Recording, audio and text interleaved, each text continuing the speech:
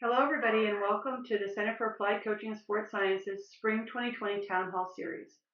My name is Kristen Diefenbach, and I'm the Director for the Center for Applied Coaching and Sports Sciences at West Virginia University. So as we get started today, we're going to be building on some conversation that started last week in a town hall that we had, where we talked a little bit about long-term athletic development and what that exactly meant. And this week we'll be talking a little bit more about how do we use that in the conversation about developing athletes in West Virginia.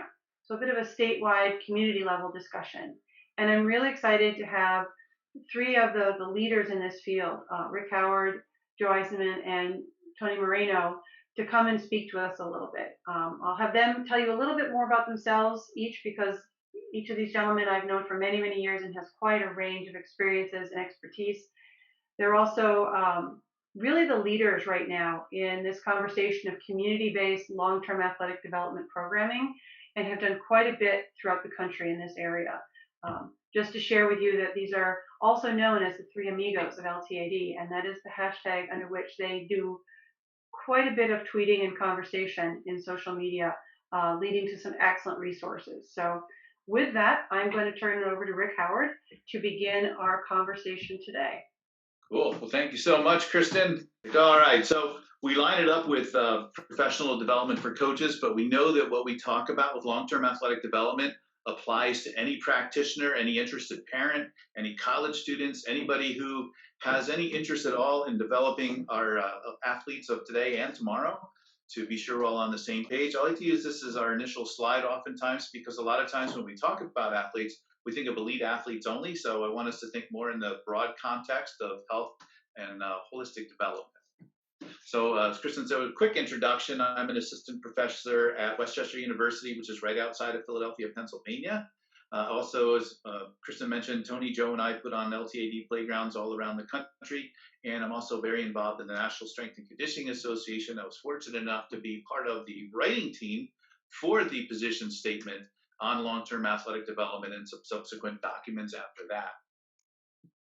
I have lots of slides because I wanted you to be able to have these as a resource. So I will talk relatively quickly through them so I can open up for our chat so we know where we are. But initially, when we wanted to do the position statement, it was pretty apparent to those who were granting us the permission that maybe we didn't have enough information. So they said, well, let's see, what do we know about LTAD to see if we could move forward? So some of the things we came up with from our first two reviews, but there wasn't really a lot of longitudinal evidence in favor of LTAD. But we did know there was a lot of things within LTAD that seemed to make a lot more sense because what was going on was not working. So for example, we know there was evidence against early sports specialization and talent identification, especially among youngsters. There's no way you can tell that that's going to lead to Olympic gold, for example. We also found through the literature that we kept doing that two common themes kept coming up.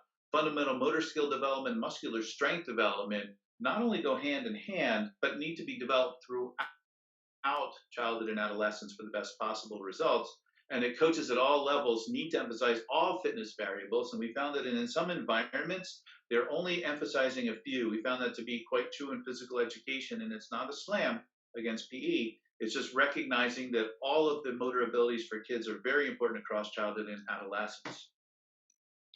So there were top 5 principles that we came up with when we did our position statement. One is that LTAD, of course, is a theoretical model, but we kind of like to use it as a framework toward physical literacy, which we'll talk a little bit more about in a minute. Should begin in childhood. There are all those who work in different environments. We have conversations with lots of high school coaches, for example, who say, well, kids shouldn't start training until 9th grade and then they're set. So we have something where we're talking about LTAD as a cradle-to-grave model where we really need to focus on the ability of getting everybody involved in long-term athletic development as a long-term process. It's not a quick process.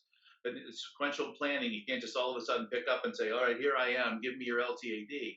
So we need to make sure that it's sequential across all phases of development.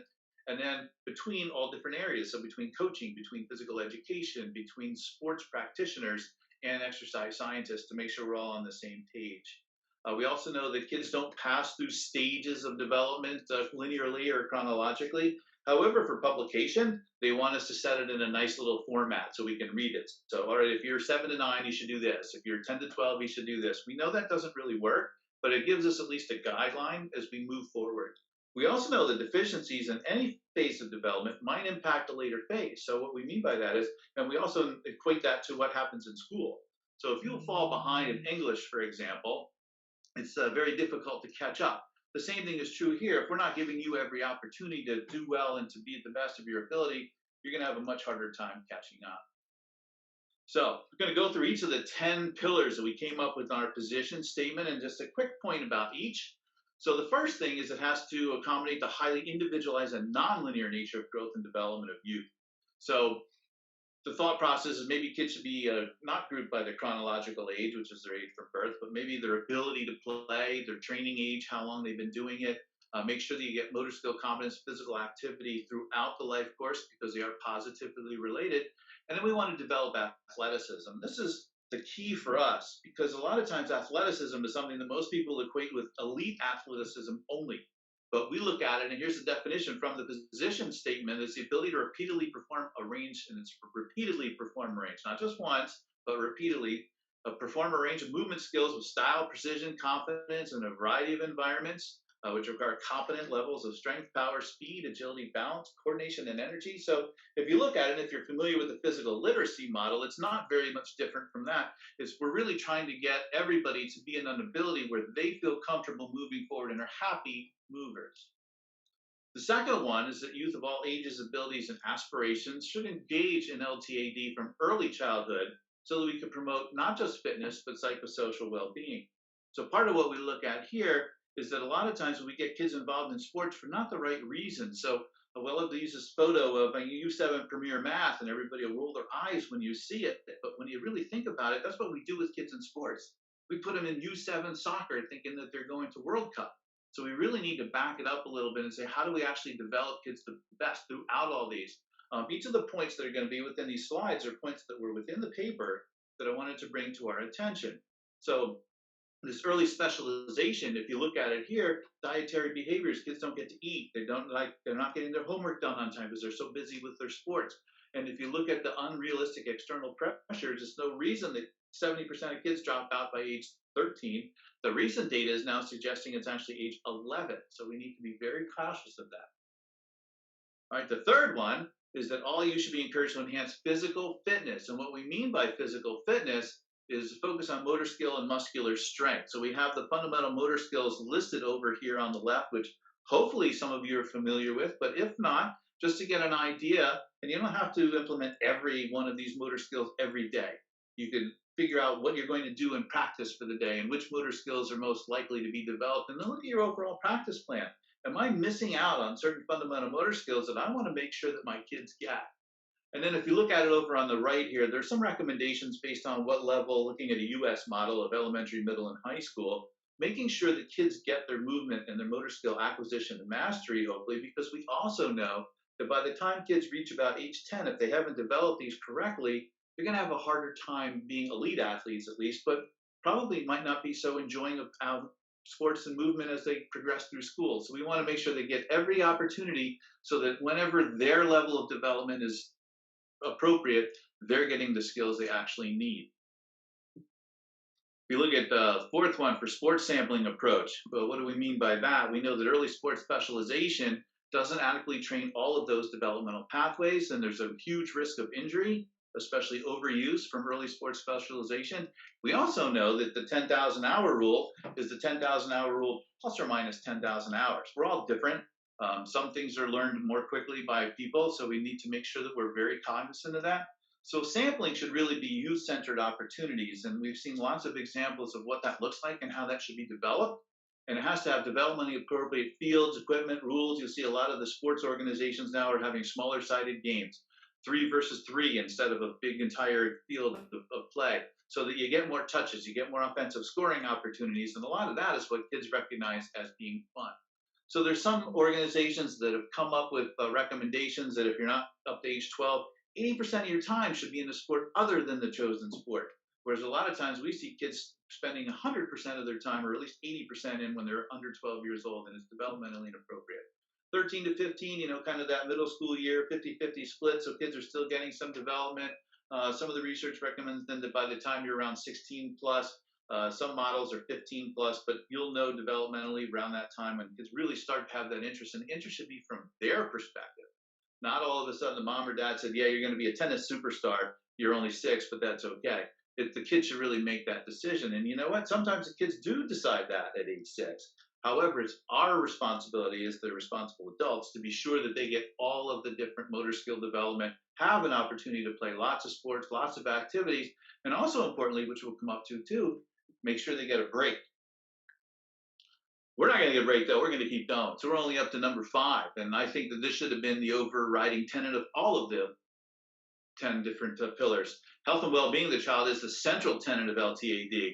So we want to make sure that we're thinking of the wellness wheel, not just their physical being, because too often we think about that, and at the same time, their social being or their spiritual being, whatever, is lacking. And if any of the parts of the wellness wheel are flat, the wheel is flat. So we need to make sure we try to maintain that balance. And we're trying to help get kids towards a state of physical literacy. There are lots of definitions of physical literacy, a lot of issues surrounding it, whether it's a construct or whether it's an intervention. So there are lots of ways of looking at it.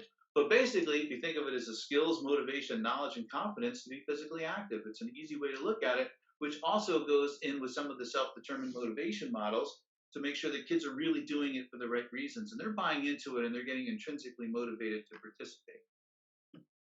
The 6th one, you should have targeted training to reduce the risk of injury. So one of the things, make sure they all have their comprehensive physical examination. Make sure that they have an adequate warm-up. Always focus on technique. It's a slow roast. We're not trying to get kids to be on the field experts by Friday. We want to make sure that they get the developmental process that they actually need moving forward. Look at their training age, how long they've been doing the particular activity, their age at peak height velocity, and then also making sure we have adequate rest and recovery.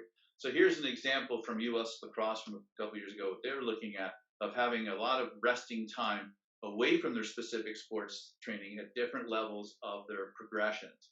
So we want to make sure that they had the opportunity to progress and participate in multiple sports throughout the year and not specialize before 15. So sometimes these models and the instructions that some of the NGBs have come up with help us to inform parents, because a lot of times they just think that somebody has told them something and it must be true. So a lot of times if we can show them the factual and scientific information that supports what we're trying to have for kids to have a much better developmental continuum of care and interest throughout their course when they're playing sports and throughout all their childhood and adolescence, they'll be much better for it at the end of the day. The 7th one should have a range of training modes to enhance both health and skills-related components of fitness. Kids don't always get these in school. They don't get them in phys ed. They don't always get them in sports practice.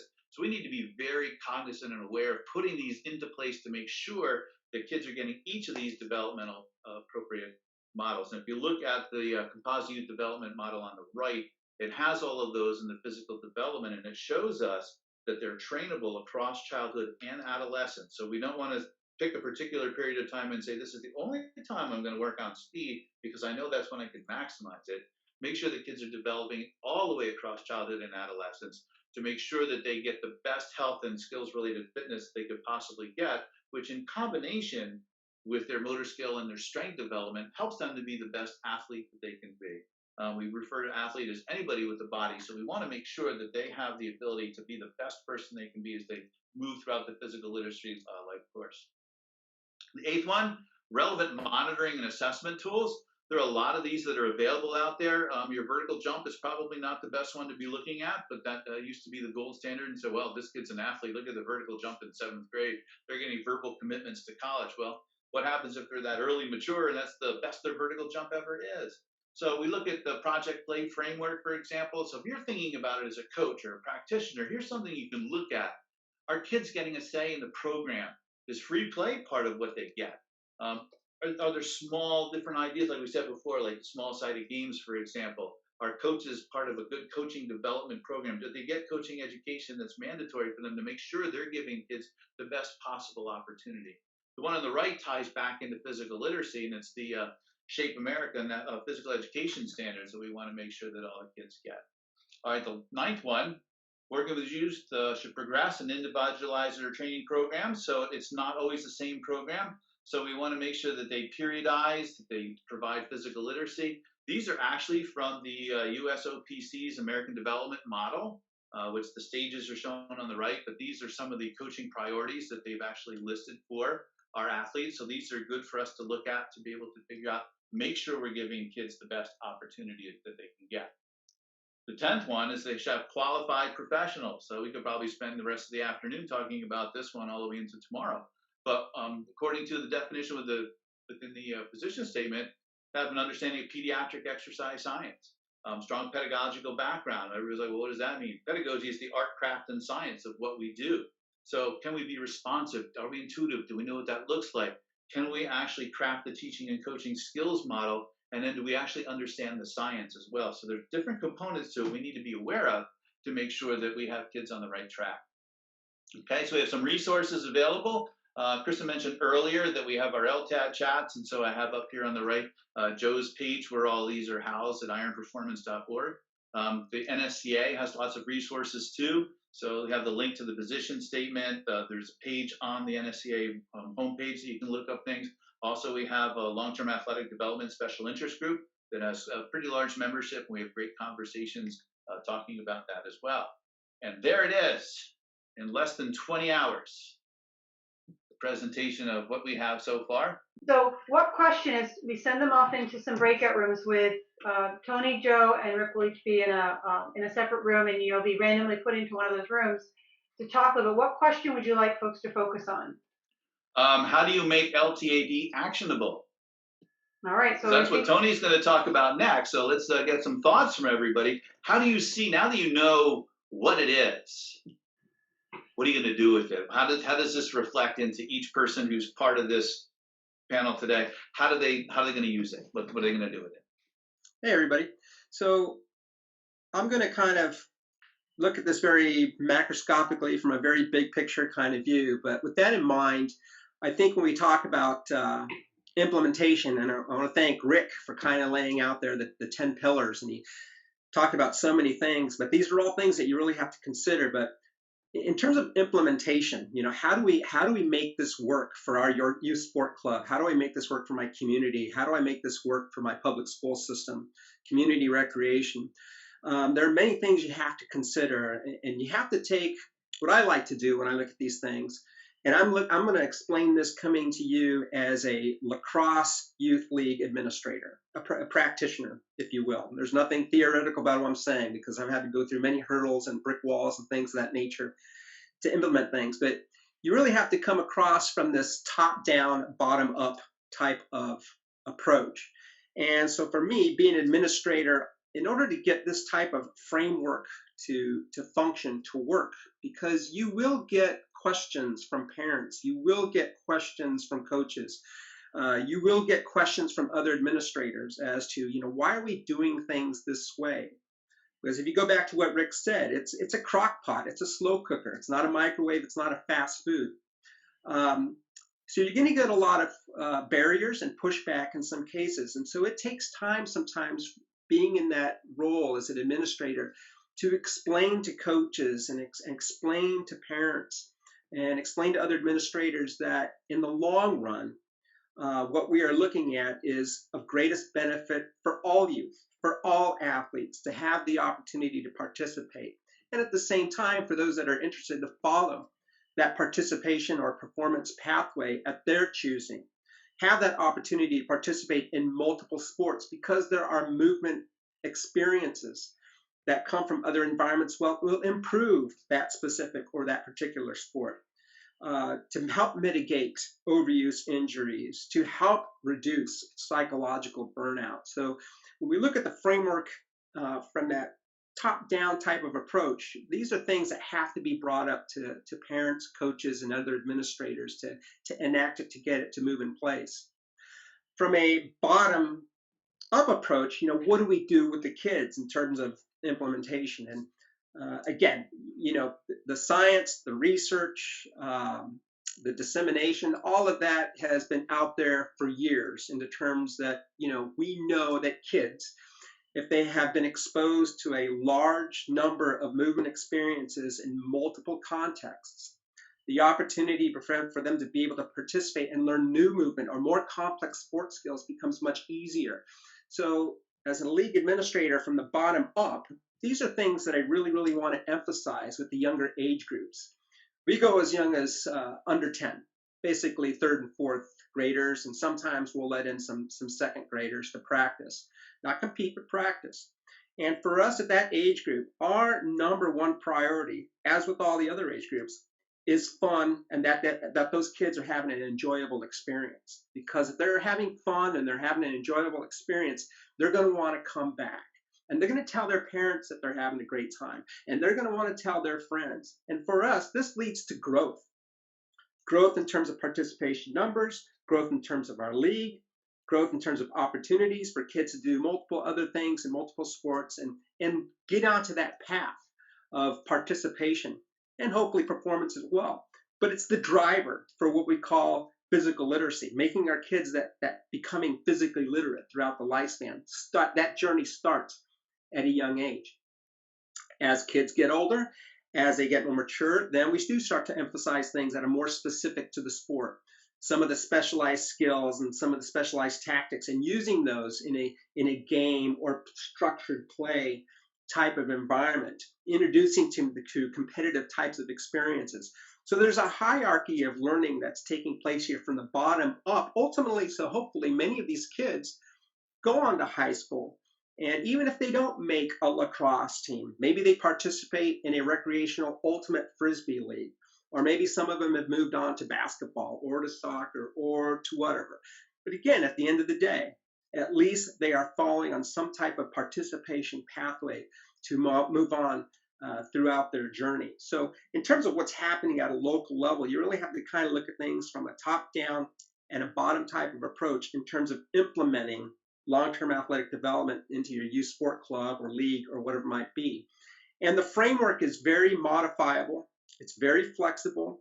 It can be used in multiple types of environments, community recreation, schools, youth sport clubs, whatever it might be, that you can modify or adapt this framework to that type of setting. I don't really have the opportunity to get into motor control, motor learning, and motor behavior. But the acquisition, again, I can't emphasize this enough, but the acquisition of skill and movement and multiple experiences in multiple environments in multiple contexts is very, very important to youth. Things that they can use throughout the lifespan. Some of them might be rock climbers, some of them might be surfers, some of them might be hockey players. We don't know, but at least we've given them the opportunity to be exposed to those movement experiences that will perpetuate movement throughout the lifespan, which tie into that NSCA athletic development document, the 10 pillars. And to be kind of, again, brief and quick, I've talked about things that happen at a local level. On a larger stage, when you look at the chief or primary organizations that are driving this idea of, as a culture, we should be more physically active. We should have enhanced health and well-being and greater opportunity to attain these things. Healthy People 2030, the National Physical Activity Plan Alliance, Health Moves Minds, Shape America, their K through 12 national standards, the American Development Model, Tom Ferry's Project Play. When you look at every one of these so-called frameworks, position papers, white papers, whatever they might be, if you look at every single one, the common denominator for all of these is physical literacy. Every single one. Read their mission, read their vision, read the objectives. You're going to find physical literacy, every single one of them. So these are our common denominator that we all have to rally around and embrace, because physical education and youth sport is a very powerful vehicle to get youth engaged in moving and being physically active. And these are the things that underlie supporting this concept of physical literacy. And long-term athletic development is a framework that we've spoken about that can exist in the school setting, can exist in a youth sports setting, and should be implemented to be able to create a physically literate culture and achieve the goals, the objectives, and the mission of all these various organizations that are trying to make us a more physically active, health and well-being society. So I'll just leave it right there to questions, Kristen, because I know we're strapped for time. So as we send them into that room, into those rooms again, you'll have a slight mix-up. You'll have a different person that you're sitting with this time. And perhaps the question to focus on a little bit more is, now that you've thought about this a little bit more and heard a few other things, maybe what are some of the challenges that you see to implementing this or using this in a community setting in some of your sports settings? And how do we maybe even think about approaching some of those barriers or challenges? Yeah, Tony kind of alluded to this term implementation. I'm going to kind of expand on implementation as well. And actually, Kristen, you stole my breakout question as well, because I was going to have everybody talk about barriers and challenges and solutions, because I think that's the other part of where we really need to be. Because as we've kind of been talking here, Rick showed the position paper for the National Strength and Conditioning Association, some of these other documents that have been produced by top-down places, major organizations within our country who support long-term athletic development, physical literacy, whatever term that you'd like to use. We have this information. Everybody talks about education, and it's not just education of coaches, but education of parents as well. And in one of my breakout rooms that came out, we know that we have some parent issues in youth sport and youth physical activity in general. So education is important. I'm not discounting that at all, but where the rubber meets the road is going to be in this implementation process. And so again, by definition, implementation is a process. It's going to take time. In our breakout group that we just finished, I mentioned one thing, and I'm going to say it now so I don't forget. Rome was not built in a day. So there was a process to the building of Rome, just like there has to be a process for your long-term athletic development plan, the execution of it within your community, school, or club. And again, great quote that I like to use here, and a person that the three of us lean on a lot. Tony Moreno is kind of the Dale Carnegie for us. It's a book that he loves. I've read it. Rick has read it, but this quote comes from Dale Carnegie as well, because we always talk about, research and knowledge. Yeah, it's important. Knowledge is powerful, but it really isn't powerful until you actually apply it. So that's what we really need to think about. And again, kind of looking at top-down approaches. So national governing bodies of sport in our country, USA Hockey, USA Swimming, US Lacrosse, US Soccer. Every sport basically has a national governing body. And they have all developed their own long-term athletic development model with related resources as well. So I think that's important for everybody on the call to understand is within a given sport, there are ample resources available for you and the coaches that serve within your communities, clubs, and schools. And then, of course, we have state associations as well. I've put these red bars in between each of these areas, and I've done it for a reason, because these are barriers, these are challenges. Again, in our breakout group, and last night we hosted a call with the director of coach education for the U.S. Olympic and Paralympic Committee, and 3 NGB leaders. And the first question I started with was, let's inform everybody on the call the sports structure in America, because a lot of people don't have a good understanding, and a lot of people don't understand that we have these national governing bodies for each respective sport.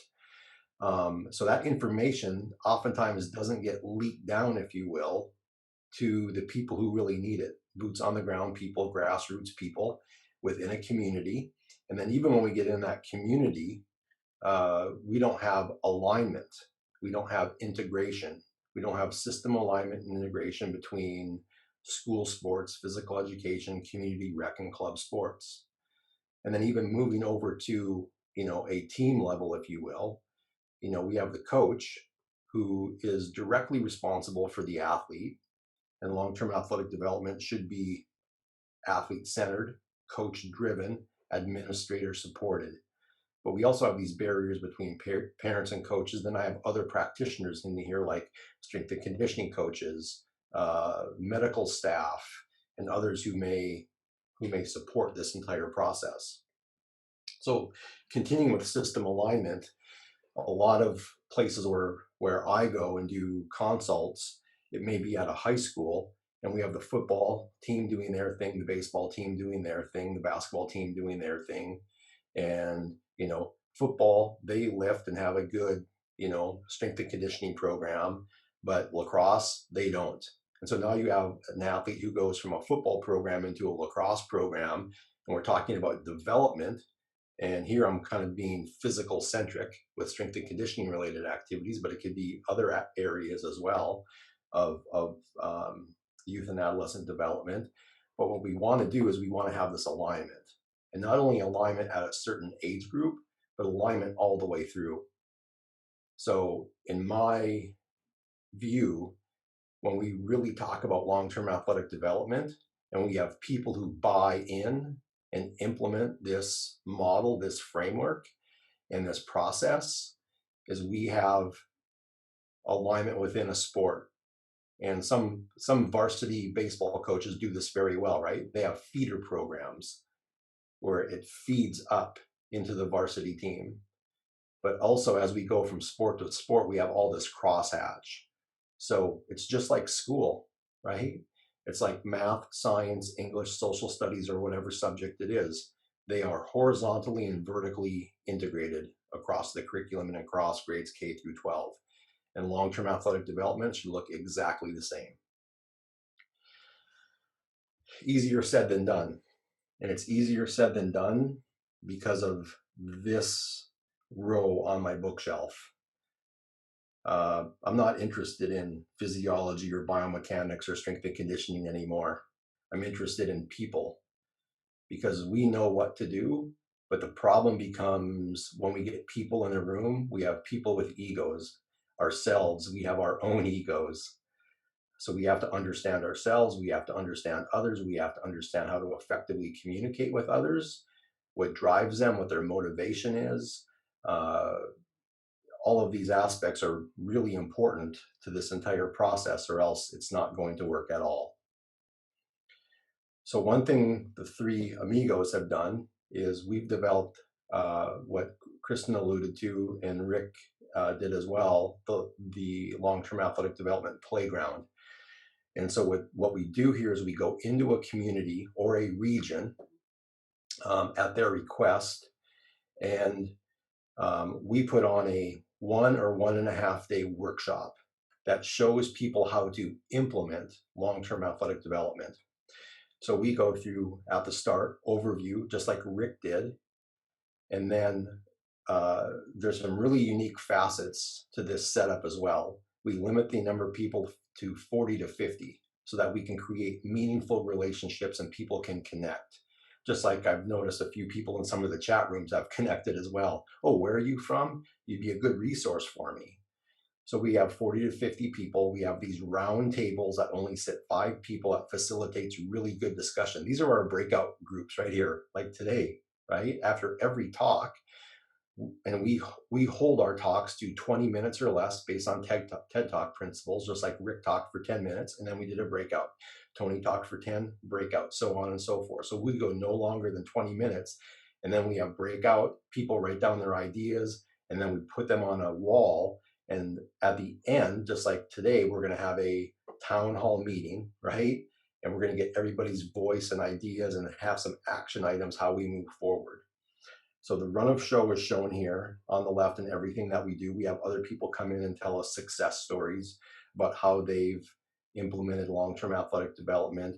We get people up and out of their chairs and showing them how they can practice long-term athletic development using some of the things that Tony talked about. And then the last part, like kind of what I'm doing right here, is how do you build buy-in and convince and persuade stakeholders in your community? So the thing that we want to do from that long-term athletic development playground is have the Paul Revere effect. So remember, the British are coming, right? He gets on his horse, he rides north of Boston, and he starts telling everybody that the British are coming. And what did people do? They got on their horse, and they continued to ride through the countryside and warn other people.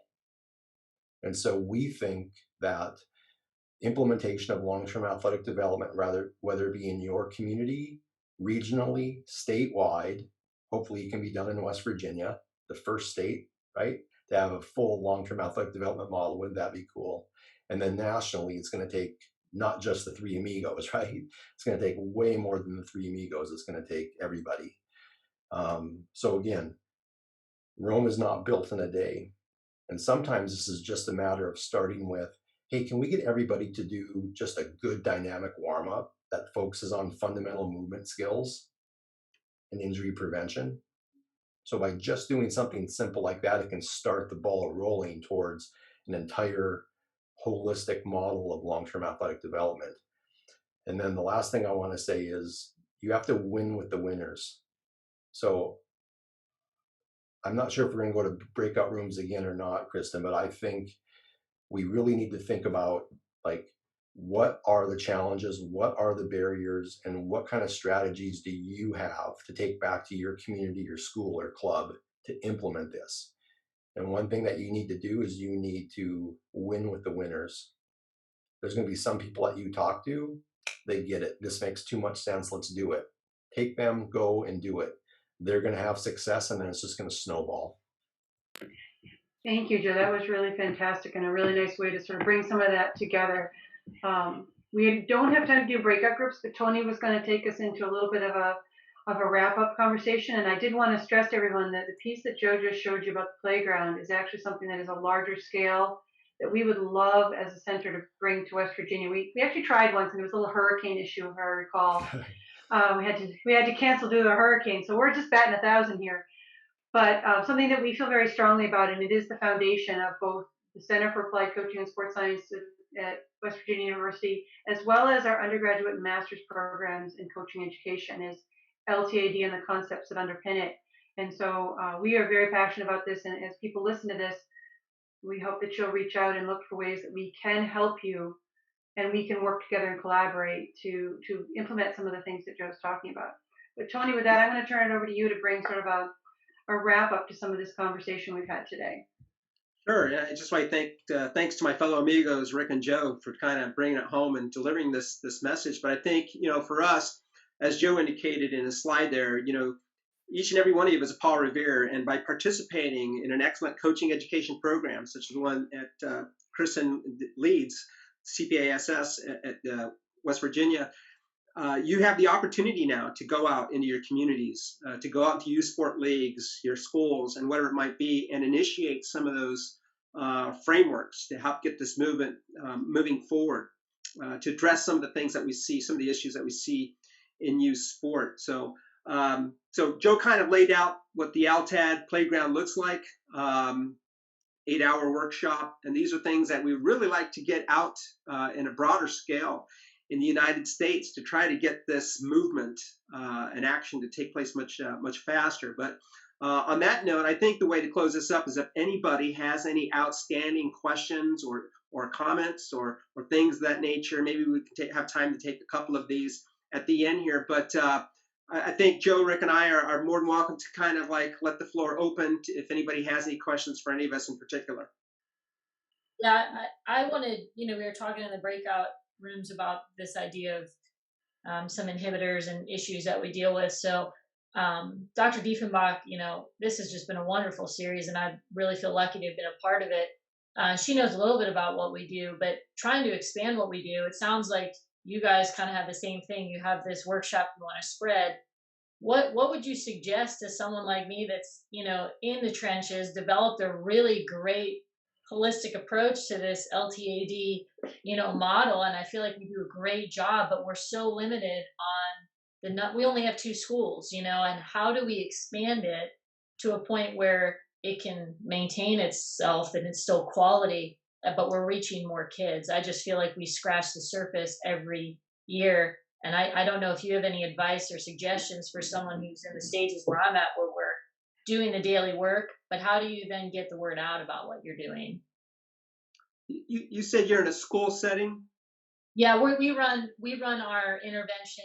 It's through before and after school programs. So we use childcare as kind of the need, and then we have the intervention through the summer programs and the before and after school programs. Is that affiliated with the Community Parks and Recreation? It's its own entity, so we're Okay. we're our own entity.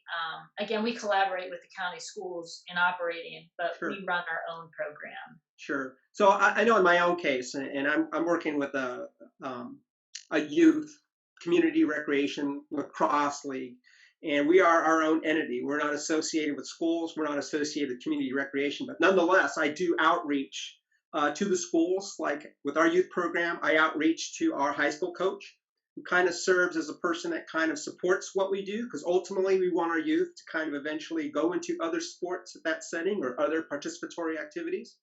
And with community recreation, what I would like to initiate this fall is an ultimate frisbee league.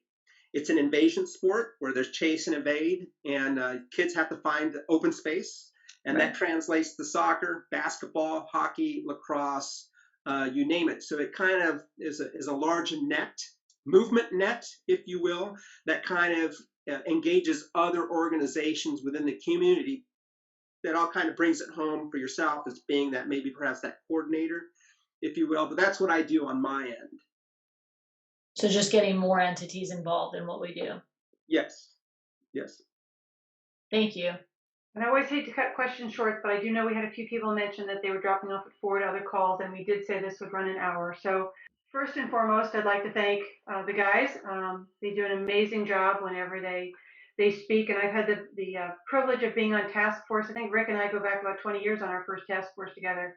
But with all three of them, especially in the last several years, and some really amazing work going on the national level, I'm very lucky to have them willing to take the time and energy today to share with us, as you saw, just a tiny little snapshot of this very large and growing movement around long-term athletic development and how can we support it in our programming. And very excited to hopefully continue to work with them and bring them back for future conversations as we think about how we might do this in our communities. And I'm happy to connect anybody who's interested in connecting with these guys and learning more. So I wanted to thank you guys first and foremost. Thank you, Kristen.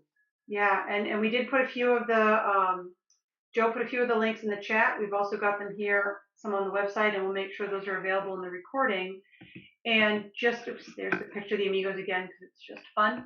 And then just a reminder, we do have the last of the spring town hall series in next week.